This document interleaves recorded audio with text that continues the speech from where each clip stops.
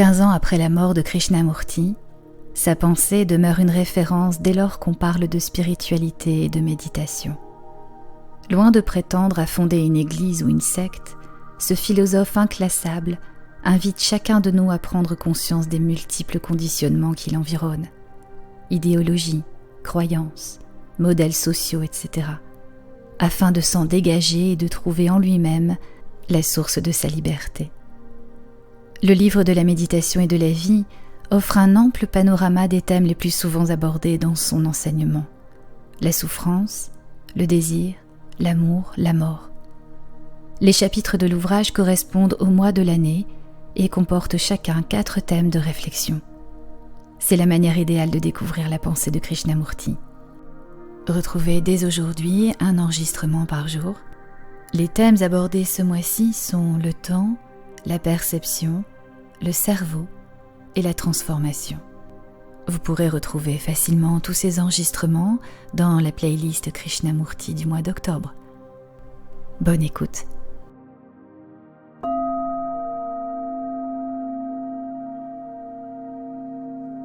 Le livre de la méditation et de la vie, Krishnamurti. 7 octobre. Une quête vaine.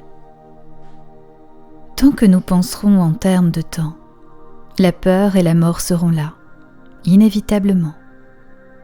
J'ai beaucoup appris, mais sans jamais rencontrer l'ultime réalité. Et avant de mourir, je dois la découvrir. En tout cas, si je ne la trouve pas avant l'heure de ma mort, je garde au moins l'espoir de la rencontrer dans une autre vie, et ainsi de suite. Toute l'activité de notre pensée est fondée sur le temps. Notre pensée, c'est le connu, c'est le fruit du connu. Et le connu n'est autre que le processus du temps. Et c'est avec cet esprit-là que nous cherchons à trouver ce qui est immortel, ce qui est au-delà du temps, quête tout à fait vaine, et qui n'a aucun sens sauf pour les philosophes, les théoriciens et autres penseurs. Si je veux trouver la vérité, non pas demain, mais là, tout de suite, ne dois-je pas, le moi, l'ego qui ne cesse d'amasser, de lutter et de se donner une continuité à travers la mémoire, ne doit-il pas cesser de se perpétuer ? Ne pouvons-nous mourir de notre vivant, non pas en perdant artificiellement la mémoire, ce qui serait de l'amnésie, mais en cessant effectivement d'emmagasiner toute chose par l'intermédiaire de la mémoire, et donc en cessant de perpétuer le moi. Notre esprit peut-il, tandis que nous vivons dans ce monde imbriqué dans le temps, faire éclore un état dans lequel le sujet et l'objet de l'expérience soient sans fondement ? Tant qu'il y a un sujet qui vit l'expérience, un observateur, un penseur, il y a la peur de cesser d'exister, et par conséquent, la peur de la mort.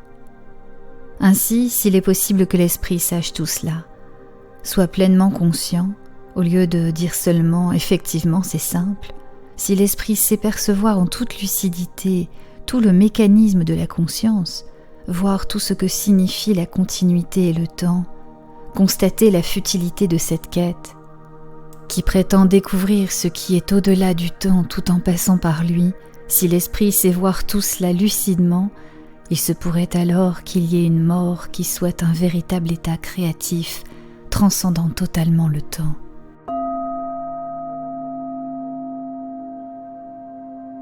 Je vous retrouve demain avec plaisir pour une nouvelle lecture.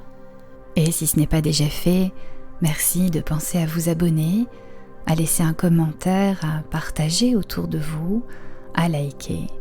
Ainsi vous soutenez la chaîne et l'encouragez. Belle journée, belle soirée, belle nuit et à demain.